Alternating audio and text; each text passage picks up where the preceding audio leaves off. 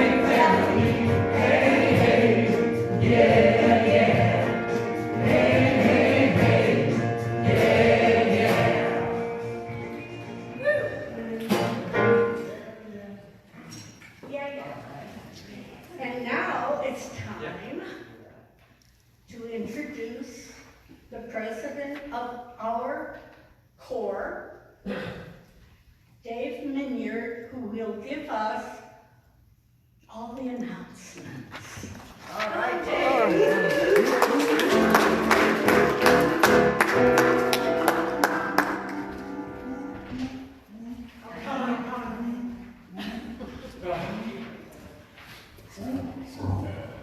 Good morning, everybody. Good morning. Welcome to the Center for Spiritual Living in Valley. We are a new thought community based on the teachings of Ernest Holmes and the basic principles of the law of attraction and the power of positive thinking. We appreciate that you are here, and no matter where you are in your spiritual path, we are glad you are here and you are welcome here. Absolutely. Absolutely. We're getting to that. Look at that. Okay, so since Gail brought it up, as you all know, the last month we did a call and response that was quite popular, and so I've created a new one for July. It's going to be the same principle. As we know, absolutely is a positive affirmation. You cannot get any more positive and any more affirming than the word absolutely. That is as high as it goes. So, just like last month, I'm going to read out a statement, and you guys respond to me with a very powerful absolutely. All right? Do we know what to do? Absolutely. They're getting it. All right, here we go. Is this the month I say yes to freedom, not just in the world, but in my soul? Absolutely. Do I say yes to releasing old limits and rising in truth? Absolutely. Do I say yes owning to my power and being bold, brave, and guided by spirit? Absolutely. Do I say yes to a deeper kind of independence, one that sets my heart on fire? Absolutely. July is mine to claim, to celebrate, and to fly free. And when asked if I'm ready for it, I say, absolutely. Give yourself a hand. That was awesome. Thank you so much. You guys humor me every week, and I'm always surprised. So, all right. Please silence your cell phones if you would be so kind. Next week, our speaker is going to be Reverend Jim Wyatt, and his talk is going to be Back from the Future. It's going to be a good one. Also, it is the first Sunday in July, So we have two things that we do on the first Sunday of July. We have our amazing potluck that's happening right after service. Stick around for that. And we have birthdays. So can I get a hand raise of anybody who's got July birthdays? All right, let's sing. Whoa, whoa, whoa, whoa, whoa, whoa. We have somebody who's not participating, who we know her birthday was just the other day. There, now she raised her hand. Okay. Gail, Kara, and George. Ready? Happy birthday to you. Happy birthday to you. Happy birthday, dear Dad. Happy birthday to you. We love you so much. I think I need to add a disclaimer before that song that we should all agree on what we're going to say when it comes to that part. July babies probably is the best thing. July babies. Or we love you. Or we love, oh, there you go. Happy Yeah. birthday, we love you. Oh, that's a good one too. Okay. All right, next month, remind me. If I start talking and start doing the song, say, no, we got to agree first. Okay. Upcoming events. So your little pamphlet that you got, inside of that, there's an insert that has all the upcoming events. We have some great stuff coming on this month. But what is not in there is what is going to be happening at the first Sunday of next month. The first Sunday of August, which is August 3rd, we are having a summer barbecue here. Whoa. Yeah. We're going to have hot dogs, hamburgers. It's going to be a potluck style. We got the grill master, White Feather, who's going to be making the hot dogs and hamburgers. So come, bring your favorite summer type dish. Somebody better bring watermelon. I love watermelon. I will probably bring watermelon as well. So, but yeah, it's going to be amazing. So again, I'll talk more about that. And we'll be having some applewood smoked cream cheese as well. Applewood smoked cream cheese. We will have the smoker at large. Now that seems like such an oxymoron, right? Smoked cream cheese. But I'm telling you, it comes out a brick of smoked cheese and it is amazing. The White Feather makes it and it's delicious. All right, so that's a month, the first Sunday of August. I expect to see all of you there because you are the first to know. So, also, stick around after service with potluck. If you want to become a member, there's blue membership forms at the entry table. I feel like I'm forgetting something. Am I forgetting something? Did I already talk too much? No? I appreciate that, Brian. Thank you. If you have a prayer request for the week, please place it in that box located underneath that picture of Ernest Holmes over there. For more information, like us on Facebook, visit our website, Instagram, all that fun stuff. It's been a long couple days. I've had like a mini vacation, and it's been a week. So before I intro Eloise to do our chanting and our meditation, it's my favorite time. If you'll please repeat after me: open minds, open hearts, open arms, open at the top. Thank you all. Have a great week.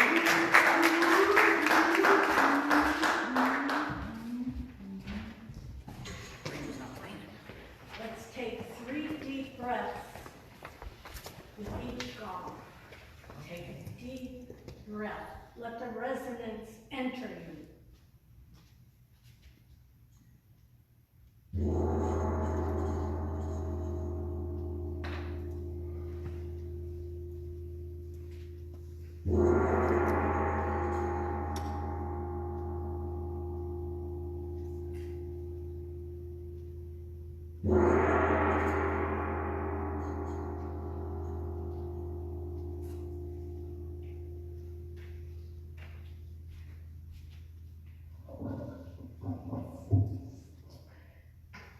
My chant today won't be in Sanskrit or Latin.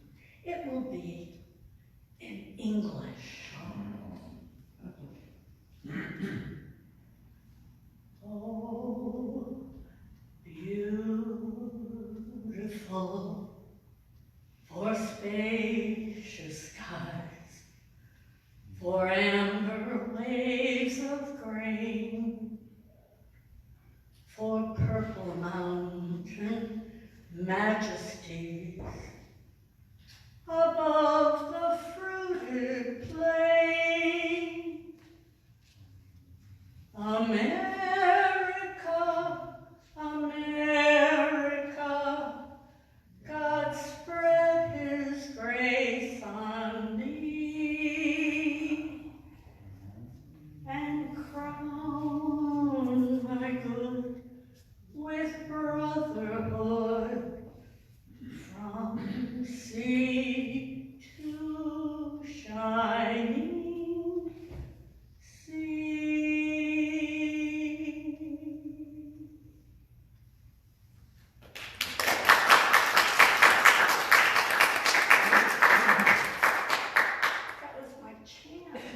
And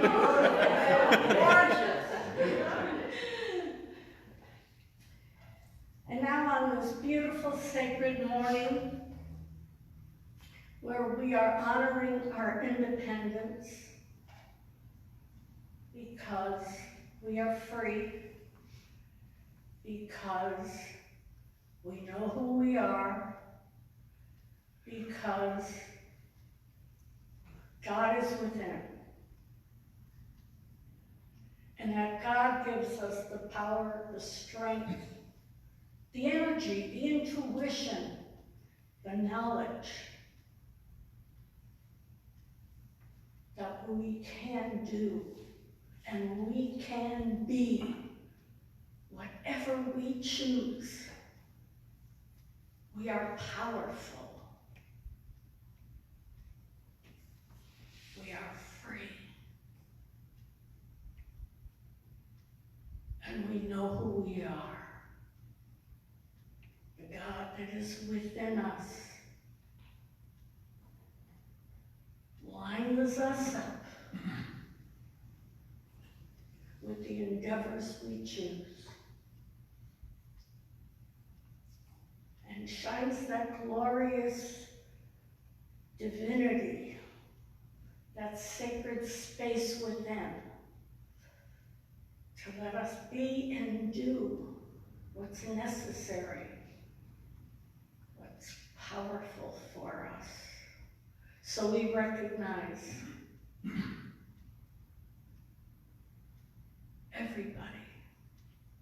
everybody is God.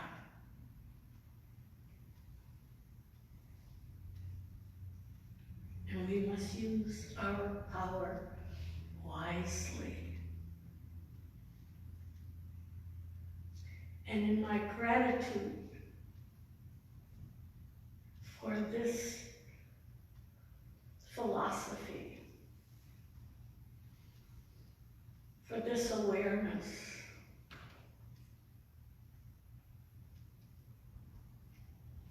for this space, I release my word into the law of mind, knowing it is the truth, it is the truth, it is the truth. And together we say, and so it is.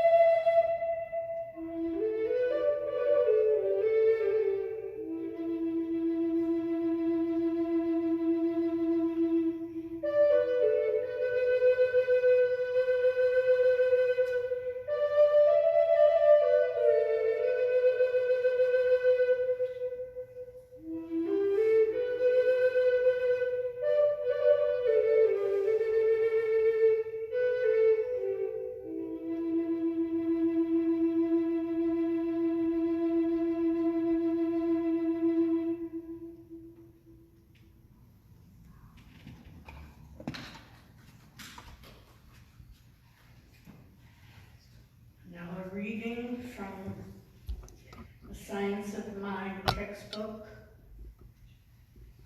written by Ernest Holmes, who, by the way, studied all religions, really went into the depth of theology. And we have the blessing his philosophy.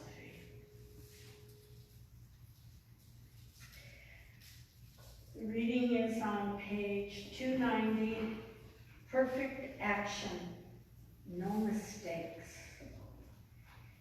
In mental work, we must realize that there is one infinite mind which is consciously directing our destiny. Declare every day that no mistakes have been made, none are being made, and none can be made.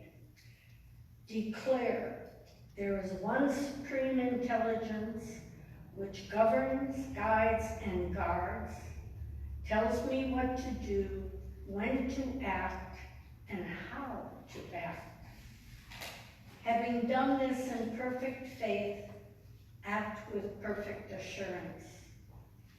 Declare further, everything necessary to the full and complete expression of the most boundless experience of joy is mine now. Know this, see it, feel it, and be it. Do this every day for a few minutes. We should all do this until the time comes when it is no longer necessary. When that time comes, we will know it because our demonstrations will have been made. And so it is. So it is. So it is.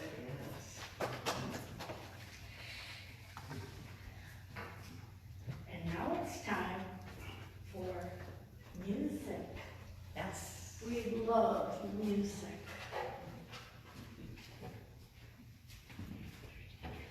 Well, thank you, everybody. Here we are. Here we are. 4th of July weekend. The 6th of July is today. And I don't know about you guys, but I'm still kind of in the afterglow of the Friday festivities. We have on our CD a song that's called 7/4/1776. That's the date of the signing of the Declaration of Independence. And the lyric of this song kind of oscillates between two different things. One is, of course, the fun and the festivities and the barbecues and the fireworks and all that kind of cool stuff that we do. Which, by the way, John Adams predicted when they signed the Declaration of Independence. He said, this day will be remembered with great solemn festivities, with fireworks, with celebrations. He said that the day they signed it. And so, that's what part of the song is about. But the other part actually quotes from the Declaration. If you listen carefully, you'll see that the Declaration of Independence makes for a good song lyric. I have to kind of tweak it a little bit to fit it into the right number of syllables. But this is what it's all about. It's about us as Americans living in gratitude for what these founding fathers did. 7/4/1776. All Hey, right. man. Hit it, band.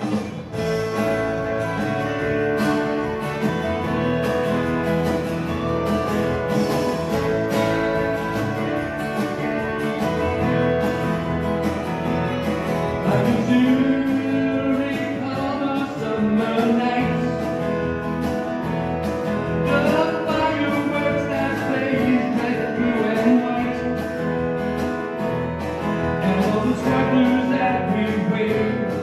Oh, how we cheered and how we raved when the rockets spread their birds so big and bright, and in the course of human defense, we hold its truth to be self-evident.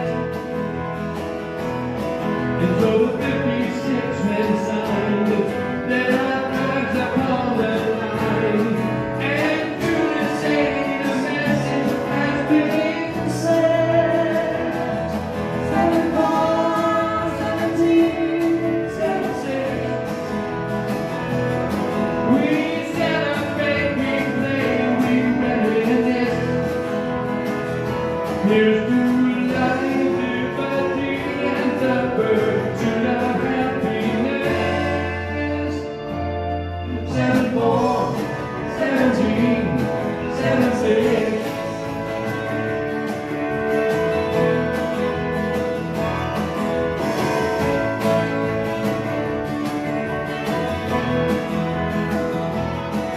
remember bonfires in the park, and how we waited patiently for dark. We built castles in the sand, John Philip Sousa's band would fill the air right till that very first spark. All our created equal in God's sight, and I was certain unalienable rights. And so they proved to all the world, the pen is like a tender sword, a legacy that lives unborn.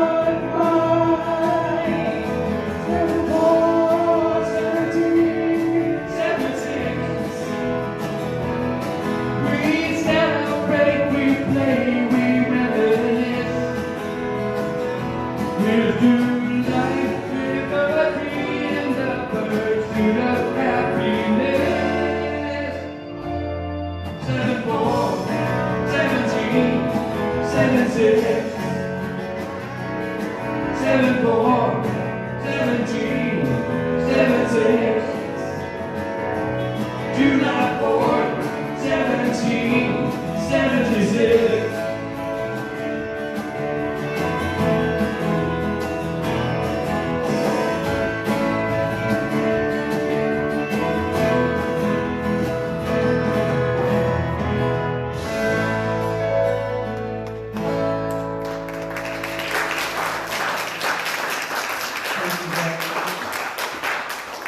By the way, let's give a big hand for White Brother, because I know at the end of meditation we're all on that meditative state, but White Brother, you are just incredible with your music.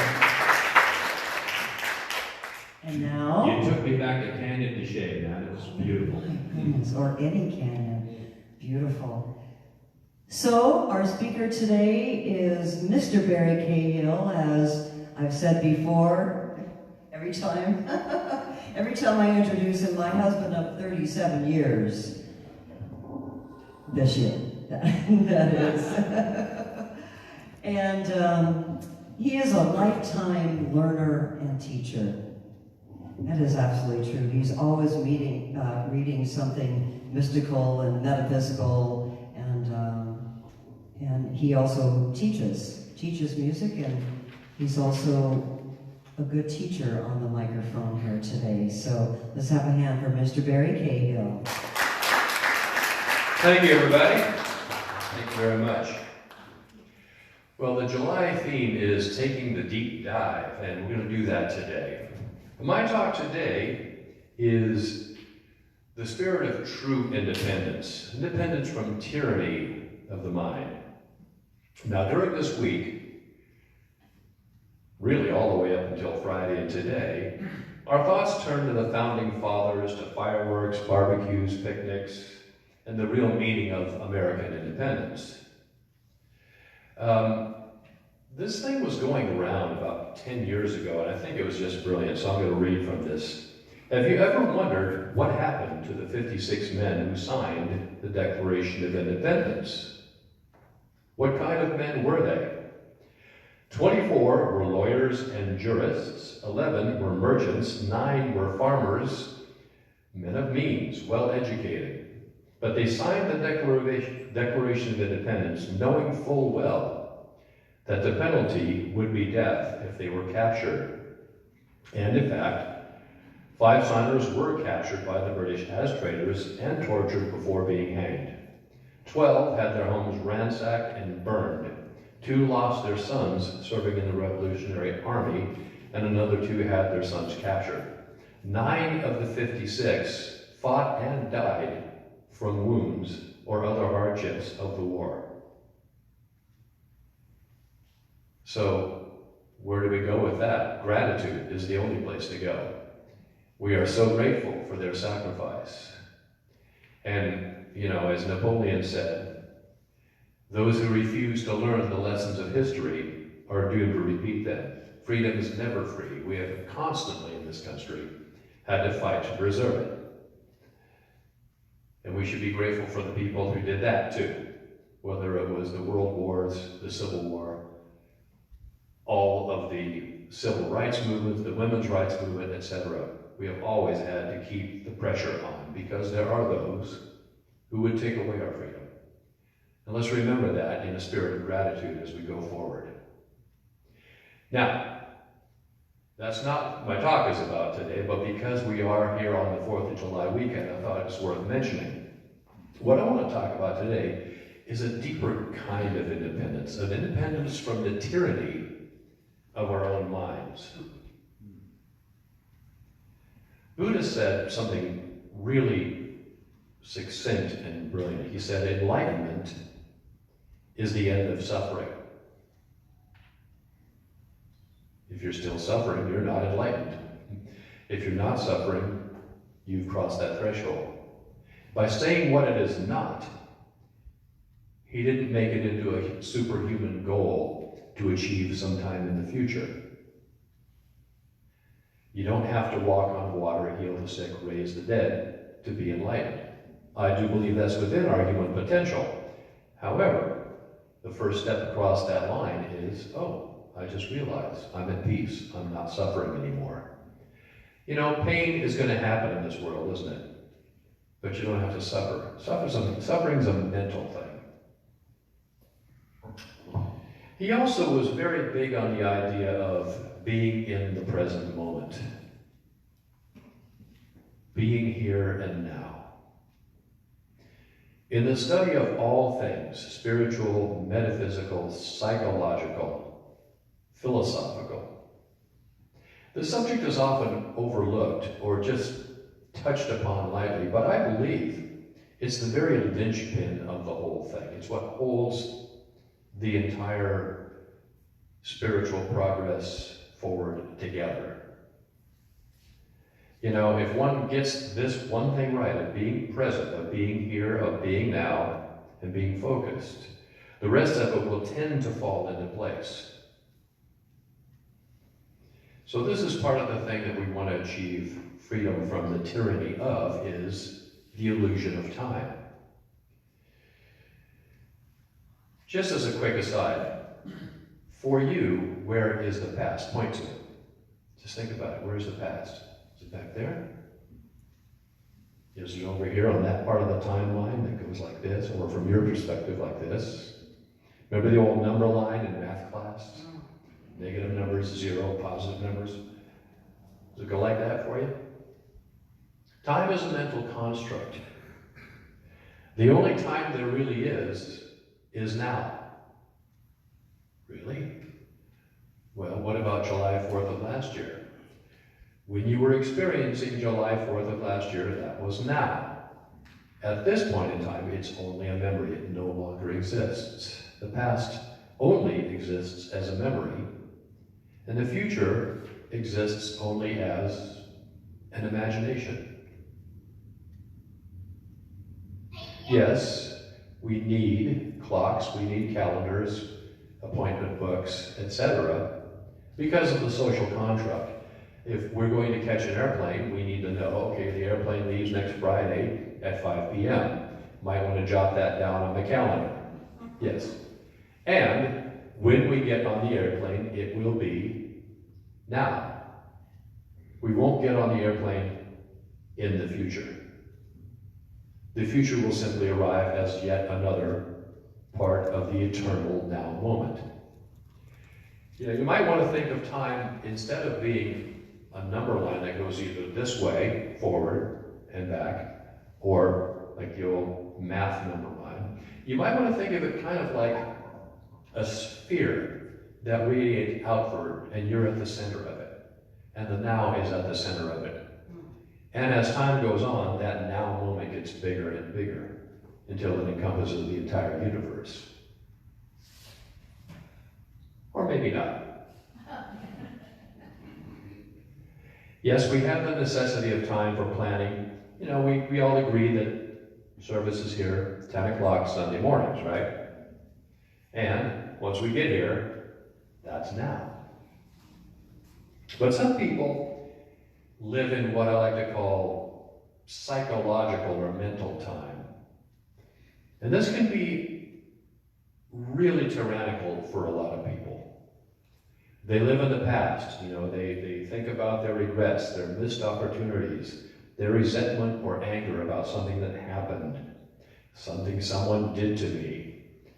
Maybe they have sadness, feelings of loss, or maybe just a kind of a background nostalgia for the good old days. Some people live in the future. They live in this magical, tropical paradise called Someday I'll. Someday I'll win the lottery and I'll be really happy then. Someday I'll find that person to fulfill me and complete me. Or someday I'll find the perfect job, the perfect career, the perfect car, the perfect pet. Or I'll live in the perfect town. Someday. But here's the problem. With either of those two, psychological or mental time constraints, we miss out on what is happening here and now. Some people, they're so obsessed about the future, they pursue their goals with nose to the grindstone, grim determination. Missing all the while what's happening, the beauty of this moment, stressing themselves out to an early heart attack. And why do we do this? Well, it really boils down to one thing, and it's something we all have, but it's not who we are. It's the egoic mind. We all live within us, all have living within us what Austin Powers called mini-me. It's a little bratty kid version of ourselves that we have accumulated over the years. Vernon Howard, a great metaphysical author of the 50s and 60s, had this book with this really highfalutin, important title called The Mystic Path to Cosmic Power. And, a very enticing title, makes you want to buy the book, right? But what he talked about pretty much in the whole book was the illusion of the ego. And his description of it was absolutely brilliant. So I'm going to paraphrase, but what he said was, we come into this life as innocent babies, like little sponges absorbing everything. Our sensory data is constantly bombarding us with sights, smells, sounds, touch, emotional things. And we begin to accumulate memories. Our brain stores these as neural connections, and these memories group into what he called beliefs. And those memories group into even bigger global beliefs. Here's an example of a global belief. People are fill in the blanks. This is a good thing. It's really worth examining. People are wonderful. People are amazing. People are evil. People are dishonest. People are trustworthy. People are not so trustworthy. Here's another one. Life is fill in the blanks. Life is amazing. Life is a gift. Life is hard. Life is, this was Woody Allen. Life is a meaningless valley of sorrows. This is what Woody Allen's character's dad said to him. I mean, it was a comedy, right? So you get the point. But here's the thing, guys. We live with these global beliefs completely unexamined. Carl Jung said, unless we make the unknown in our minds known, it will run our lives and we will call it destiny. Wow. All that stuff going on in our subconscious is driving our behavior, but we think it's fate, karma, or destiny. Ernest Holmes was real big on this too. And he quoted Socrates quite often, the unexamined life is not worth living. You have to be aware. That's the first step toward enlightenment, is self-awareness. To be aware that this little bratty kid in the back of our minds filled with memories that we accumulated at a very young age and formed into beliefs that we don't even know we have, and is driving our behavior. René Descartes, famous philosopher, once said, "I think, therefore I am." Thought he really figured it out, right? But what he had really done is put into words the fundamental error of human living. If we equate thinking with being, in other words, we think our thoughts, that's me, that's my beliefs, that's who I am. This is the tyranny of the mind. This is the very thing that keeps us stuck at a lower level, is believing that our thoughts are who we are, our opinions. So, how do we get beyond that? The first thing is, we need to let go and observe. We need to be here now. It is always now. Past and future don't exist, except as memories or anticipation. But in reality, in this physical plane reality, now is all there is. Have you ever noticed, no matter where you go, there you are? So doesn't it make sense to give what you're doing at any given time your full attention? If you take care of the now and what you're doing in the now, the future will pretty much take care of itself. So how does one get present? How does one get into this now moment? How does one stop that incessant chatter of the mind? Well, don't try to stop your mind. It will say, "I'm not going to stop. Who do you think you are?" Because that's what the mind does. The mind is like a sausage machine. It just keeps cranking out thoughts. It's designed to help you survive, to keep you alive, to keep you safe. Of course, what it's really doing is keeping you stuck. So the mind will do that no matter what. How do you get beyond it? Well, Jean-Paul Sartre, another modern philosopher, took René Descartes' "I think, therefore I am" a step further. He said, I realize there's a part of me that can watch my thinking. That must be the deeper, truer aspect of myself. Have you guys ever done this? You're sitting there in traffic and you're stuck, and you're just kind of randomly musing and thinking about stuff, and then some really random thought pops into your head. Something just completely off the wall. And you go, "Man, where did that come from?" You ever done that? Okay, when you're doing that, you're the Buddha. You're enlightened. You are watching your own mind. Now, of course, you'll go right back to thinking, but at that moment, when you took stock and said, "Wow, that was pretty off the wall," you have taken as Obi-Wan Kenobi said to Luke Skywalker, "a small step into a much larger world." You have taken a step into the next level of consciousness. So, that's portal number one into the present moment. Observe your thoughts with a detached interest. Kind of like, you ever pull up to a railroad crossing and there's a train going by and you're watching it and it's going, and it's, "Oh, look, there's an engine. Oh, there's some boxcars. Oh, there's a tanker car. Oh, there's a car with a bunch of cars on it. Oh, there's a caboose," right? You just kind of watch the cars go by, the arm lifts up, and you continue on your way. Now, we wouldn't sit there and judge the train cars. Well, I guess some people might, but you wouldn't say, "I hate boxcars. God, when are they going to bring the caboose? I love the, oh, there's the caboose. Yay, caboose." We don't do that. Don't do that with your thoughts either. Let them go. Oh, there's a thought about my mom. Oh, there's a thought about Aunt Mary. Oh, hey, there's a thought about Jesus. Oh, there's a thought about Ernest Holmes. Hey, there's a thought about, and so it goes. It'll keep going. Once you are in that place of being the witness of your thoughts, you've taken a step into the next dimension.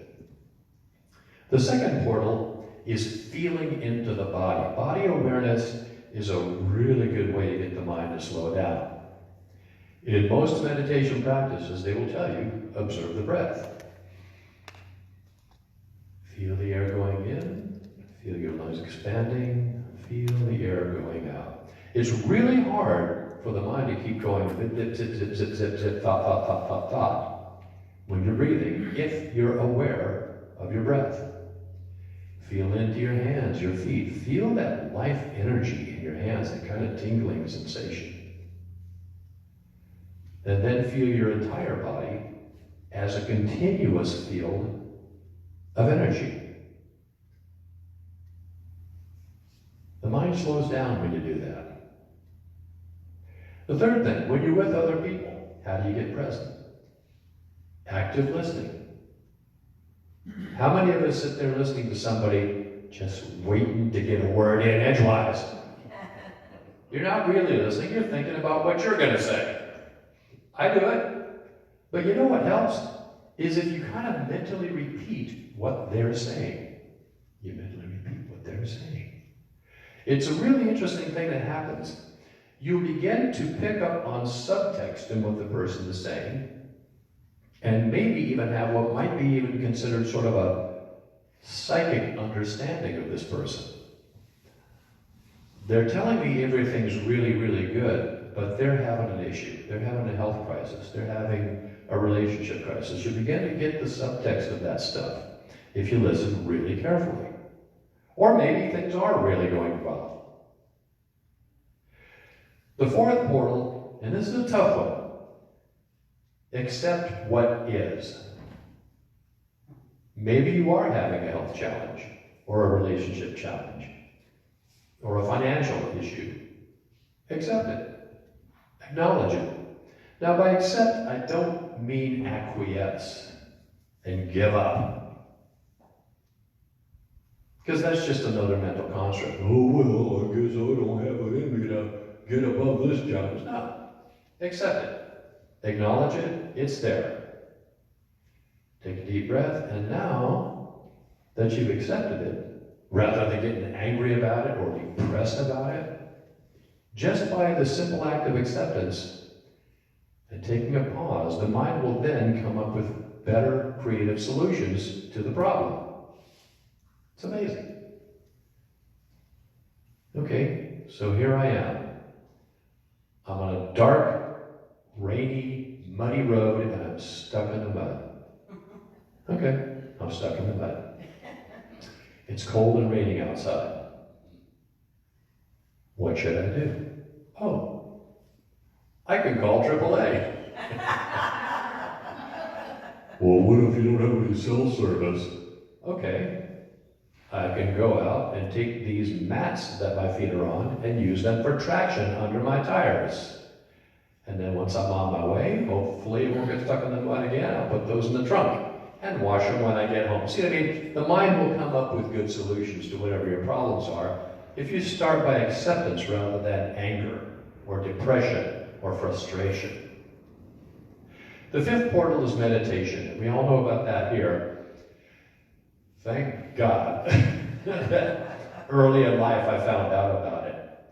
But with meditation, the whole, I don't like to say goal because I don't like to be goal-oriented in meditation, but the whole purpose of it is to get the mind to settle down, because between the thoughts, we begin to become aware of that next dimension of consciousness, the one that witnesses, the one that feels the connection with the infinite. You know, Ernest Holmes wrote time and time again using that capital M, mind, and our connection to it. And you know, when I first got into this, I go, what the hell is he talking about?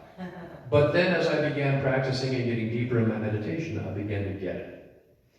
And ideas began to pop into my mind seemingly from out of nowhere. Good ideas, songwriting ideas, creative ideas, solutions to my problems. It's amazing.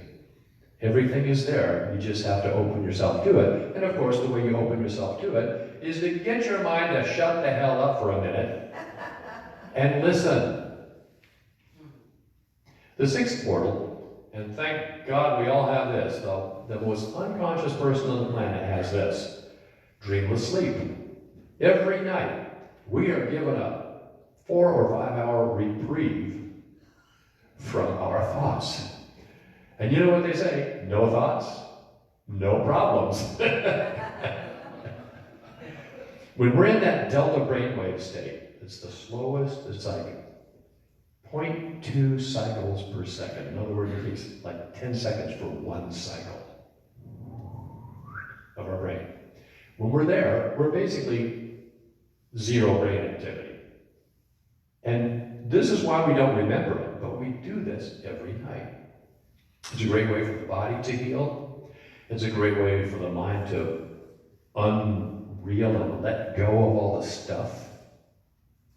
And of course, the seventh portal, one we'll all have to face someday, is that one we call death. Now, like Ernest Holmes, I believe life is eternal. This body, this vehicle goes, and we go on to our next experience. Whatever that is, well, that's a whole other talk. But one thing that happens, and this has been told by countless people that have been on the other side and come back to tell the tale, is that you encounter a brilliant light.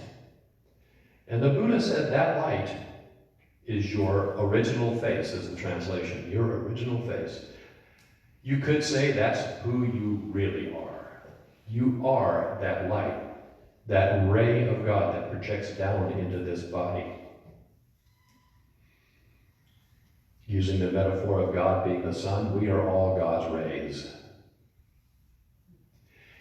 And again, this could be a whole separate talk, but just remember when that moment comes, as it will for all of us, get present. Merge with that light. Be in absolute blissful gratitude. Let go of everything that came before you. Let go of all your past and simply merge with the light. Now, if it's not really your time and you do come back, as many have, you will be a changed person. Everyone who's gone through that experience is a changed person. But if it's your time, you will have what they call in Tibet a good death. A death that takes you to the highest possible realm on the other side, if you get present with the light. So if you got nothing else from this talk, please remember that. News you can use. How are we doing on time here? I should probably wrap it up.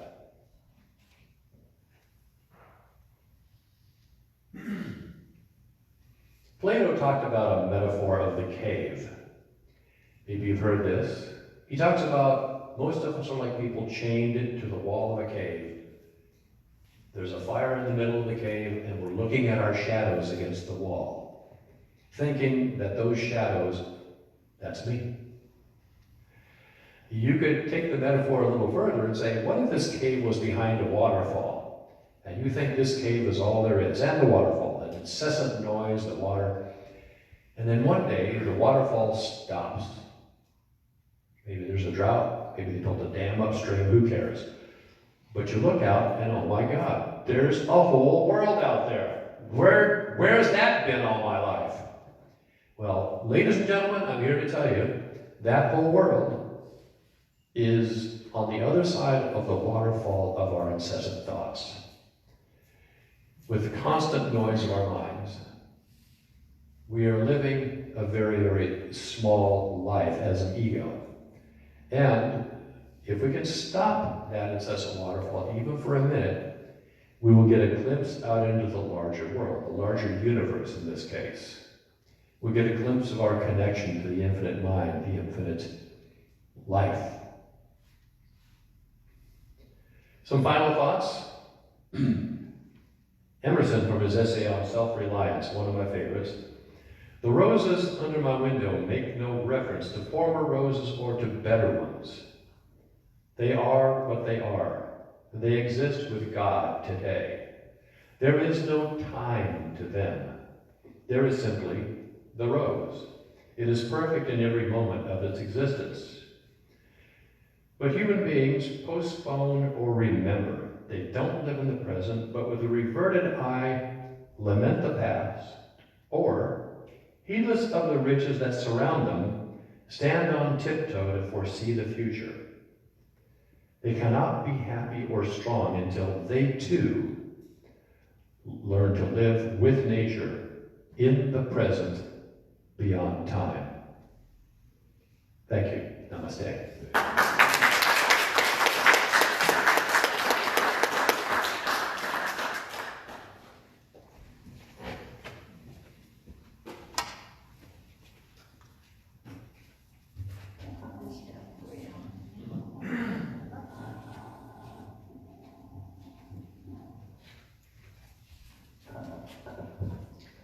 Cahill and Deline are going to give us another song.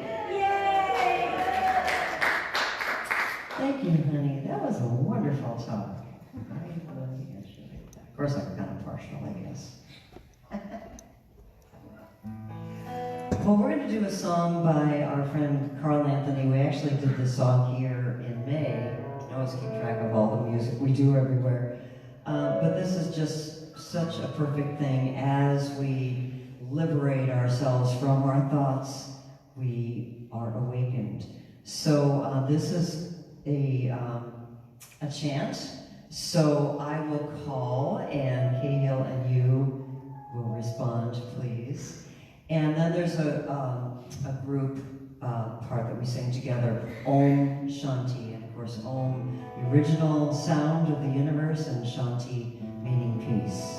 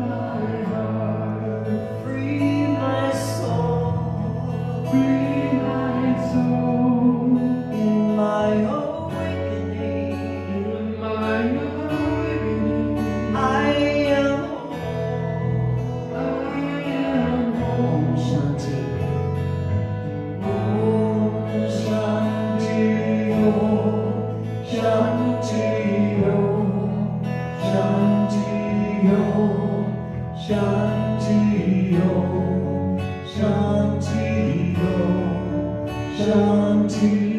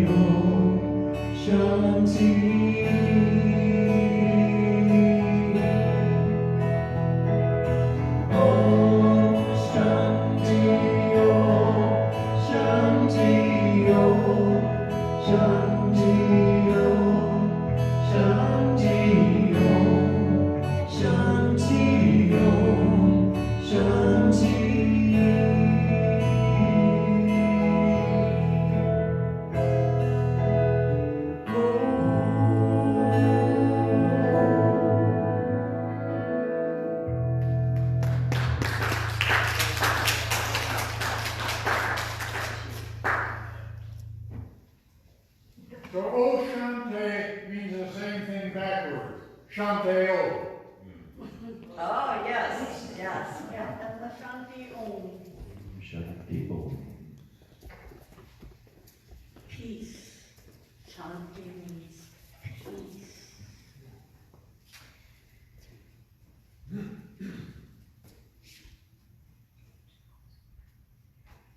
Actually, it's time for a closing prayer from. Can I say something? Sure. That's a piece of lily right there. Yes. Yes.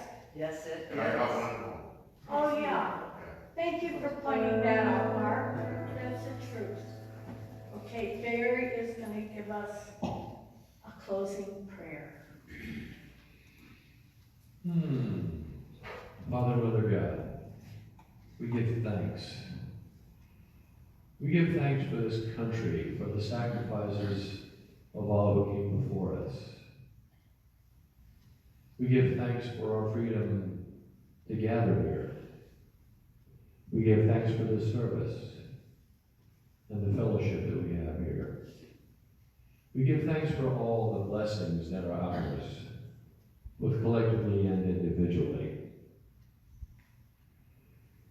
We give thanks that we're moving ever closer into the infinite awareness of God consciousness. As we go forward from this day, let us enjoy our fellowship and the potluck and all the other blessings that this world, this life, this country, this teaching has to give us. And so we say together in gratitude, and so it is. And now it's time for our offertory. And we have our usher, Cahill, who is making ready to come around to all the gifts, tithes, presents that you offer from your heart to this center. It's deeply appreciated, and remember, it's all given to God. And now we're going to have Brian sing with you. I am so blessed. I am Beautiful. I am so blessed. I am so relaxed. I am so grateful for all that I have. I am so blessed. I am so blessed. I am so grateful. I am so blessed. Let's do that again. Beautiful. I am so blessed. I am so blessed. I am so grateful for all that I have. I am so blessed. I am so blessed. I am so grateful. I am so blessed. Beautiful. Thank you so much.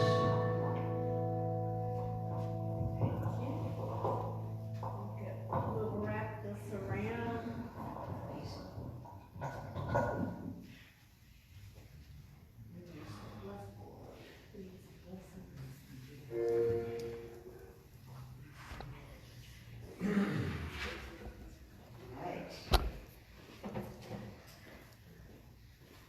Well, I am deeply grateful to Barry and Delene. See, part of the reason that I get confused is I want to say Delene and Cahill, but I noticed when it was up there, it's Cahill and Delene. So I'm glad I didn't introduce them till at least I knew the right way to say it. But I always feel the blessings of Cahill and Delene. We love the music. And it's Potluck Sunday. Yes. So now, let's circle up and sing the peace song. Indeed. Thank you very much. All right, here we go.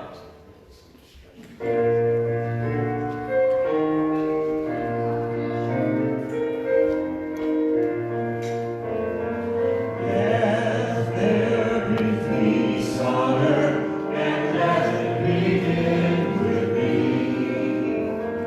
Let there be peace on earth, the peace that was meant to be.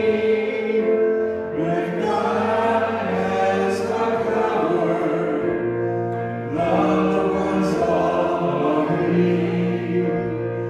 Blessed we walk with each other in perfect harmony.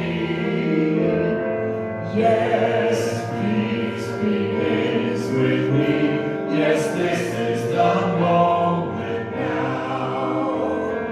With every step I take, yes, this is my joyous vow. To take each moment and live each moment in peace eternally. Yes, there is peace on earth, and yes, it begins with me.